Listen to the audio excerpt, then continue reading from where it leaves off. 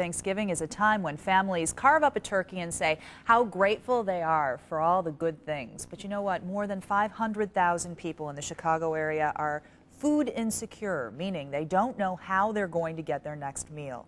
CBS 2 contributor and philanthropy advocate Lisa Dietlin is here with ways you can make sure they have a good meal. First, this isn't just a problem on Thanksgiving, is it, No, Lisa? it isn't, Kristen. Actually, it's a 365-day-a-year problem.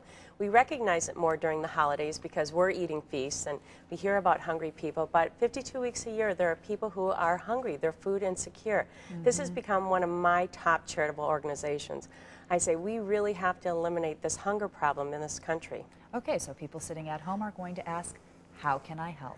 Well, there's a couple of ways. First of all, at this time of year, many corporations and foundations, and especially businesses, decide to make donations. So they'll put food together, especially those food manufacturing companies. They'll do hams and turkeys. Protein is really needed, tuna fish and peanut butter.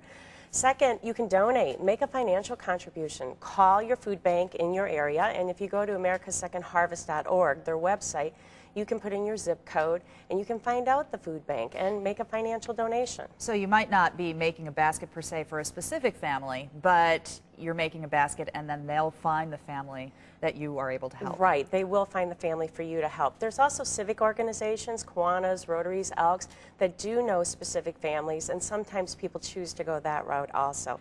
And you could do a food drive, though it's a little bit close to Thanksgiving. You could do a food drive for the December holidays that are coming up. Okay, so you have some tips, additional tips, as far as how you can help people throughout the year, not just at Thanksgiving. Absolutely. First of all, at Thanksgiving, you maybe as a family could decide to make this a tradition, that you're going to take hunger on as an issue and you're going to help people who otherwise wouldn't know where their next meal is going to come from.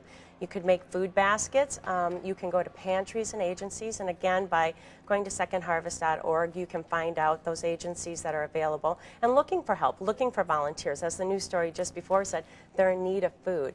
And you can volunteer on Thanksgiving Day. I talked to a pantry up in Rogers Park, and they're going to be serving a meal. And there's many, many agencies going to do that to make sure that everybody has a great feast on Thanksgiving. And people say that's one of the most gratifying things that they can do, is help out on a holiday like that. And think about teaching your children to do that at a young age, that becomes your family tradition. All right, Lisa, thanks for joining us. Happy as to be always, here. And happy Thanksgiving. Happy Thanksgiving to you too. Thank you. And to check out Lisa's top 5 tips to make charity part of your Thanksgiving traditions, remember, CBS 2 is always on at cbs2chicago.com. Just click on Morning News.